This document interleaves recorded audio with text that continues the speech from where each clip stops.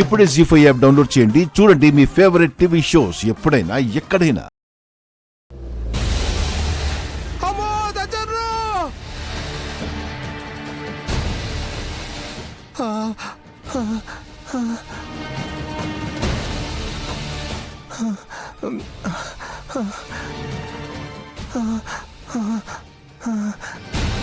Hey mister, hello నిన్నే.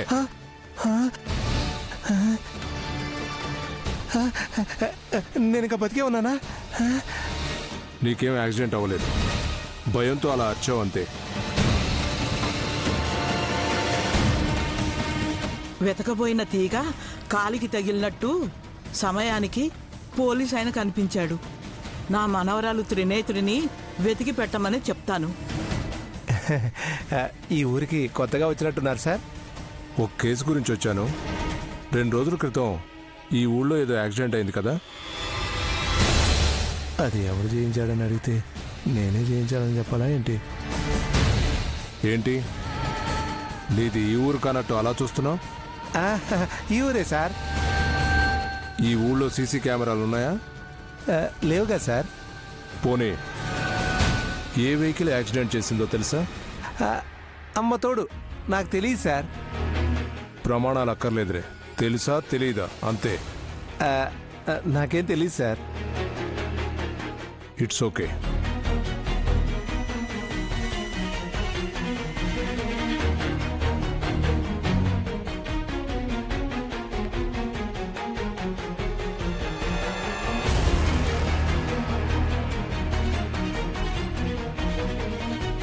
అయ్యో అయ్యో అయ్యో అయ్యో అయ్యో, ఒరే ముక్కోటి, ఆ పోలీస్ ఆయన ఆగమని చెప్పరా, ఆగమని చెప్పరా. ఎందుకో వడియాలిచ్చి పంపిస్తావా? కాగిలా వాటిని ఎత్తుకెళ్ళి 5-10 రూపాయలకు అమ్ముకుని తినే అనాకారి ఎదవ్వి నువ్వు. పోలీస్ ఆయన ఆపితే నా మనవరాలి గురించి చెప్పేదాన్నిగా. ఏం చెప్తావా అత్త? పిల్ల అడవిలోకి వెళ్ళింది గాని తిరిగి రాలేదు, కాస్త వెతికి పెట్టయ్యా అని అడుగుతాను. ప్రాణాలతో ఉండదంటే వినవు కదా అత్త నువ్వు. ఇంకోసారి ఆ మాట అన్నావంటే చంపేస్తాను. పిచ్చి పిచ్చి వేషాలు వేసి 10వ రోజు దశదిన కర్మలు గనక చేస్తే నీకే ఆ వేళ పిండం పెడతాను చెప్తున్నాను. తప్పక. ఎక్కడికి వెళ్తున్నావు? పోలీస్ ఆయన్ని కలిసి ఫిర్యాదు చేస్తాను. పింజారి ఎదవ వెళ్ళేటప్పుడు అడగకూడదు అంటే ఆగడు అంట్ల ఎదవ. పోలీస్ ఆయన గాయత్రిని గానే కన్నప్పుడే నైనమ్మ వయసు 22 సంవత్సరాలు స్వామి. కానీ ఇప్పుడు 21. పోయింది. గురూజీ మతి కూడా భ్రమించింది. ఏంటన్నయ్య ఆ మాటలు? పెద్దవారిని అలా అనకూడదురా, లెంపలేసుకో. లేదంటే నేనే చెంపలకి 2 తగిలిస్తాను. హే, అరే కొట్టాలనుకుంటున్నావేంటే? అరే 22 తర్వాత 23, 24 వస్తుంది గాని 21, 20 అని ఇలా వెనక్కి చెప్తారా ఎవరైనా? లేదు.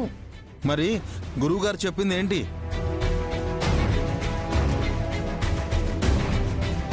ఆ లెక్కేమో గాని నా సీమంతం ఏ తేదీన పెట్టుకోవాలో చెప్పండి గురువుగారు. ఎగరు కొడతానేమనుకున్నావు? ఇక్కడింత సీరియస్ గా మాట్లాడుతుంటే నీకు సీమంతం కావాలంటే? మావయ్య, నేను కూడా సీరియస్ గానే అడిగానండి. అబ్బా పిన్ని, ముందు మా అక్క సంగతి తేల్చుకునివ్వండి. ఏంటి తేల్చేది? మీరేం చేస్తున్నారు? నైని, సరే బాబుగారు, అభ్యంతరం చెప్పకూడదు కదా, చెప్పండి. అభ్యంతరం చెప్పకూడదు, జవాబైతే చెప్పాలి. చెప్తాను. ఆ ఫోటోలో ఉన్నది ఎవరమ్మా? విశాల్ బాబు గారు వాళ్ళ అమ్మగారు. ఇప్పుడు ఉన్నారా లేరా? ఆ పెద్దక్కయ్యి. మావయ్య, లేరని చెప్పింది హాసనక్క. నువ్వు అడిగితే చెప్పాను చెల్లి. పర్వాలేదు. అమ్మా త్రినేత్రి, ఆ తల్లి మళ్ళీ పుట్టిందని తెలుసా? తెలీదు.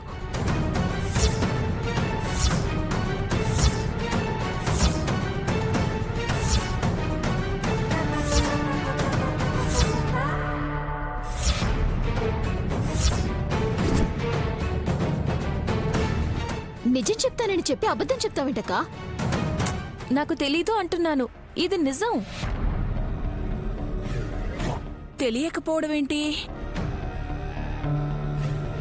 వెరీ ఇంట్రెస్టింగ్ దురంతరా. ఒక్క నిమిషం ఆగండి, తనని పూర్తిగా చెప్పనివ్వండి. అంటే ఇంటికొచ్చింది వదిన కాదా? వదినైతే పెద్దమ్మని ఆరాధించేది. తనకి తెలీదు అంటుంది.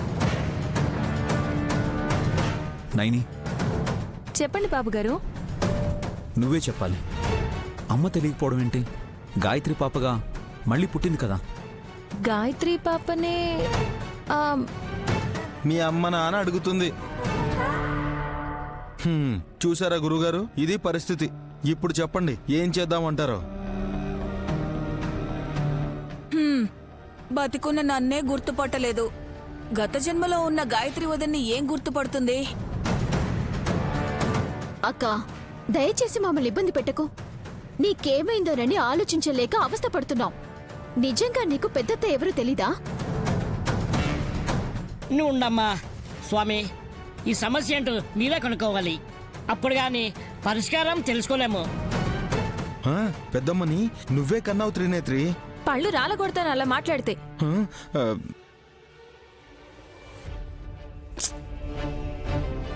ఆ, కొట్టే చెల్లి, ఏసే మాయన్ని.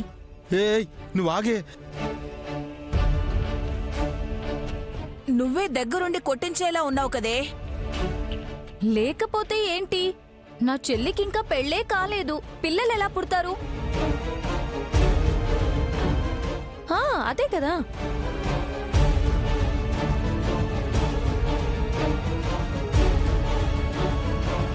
వదిన, నువ్వు కూడా ఇలా మాట్లాడుతున్నావు ఏంటి?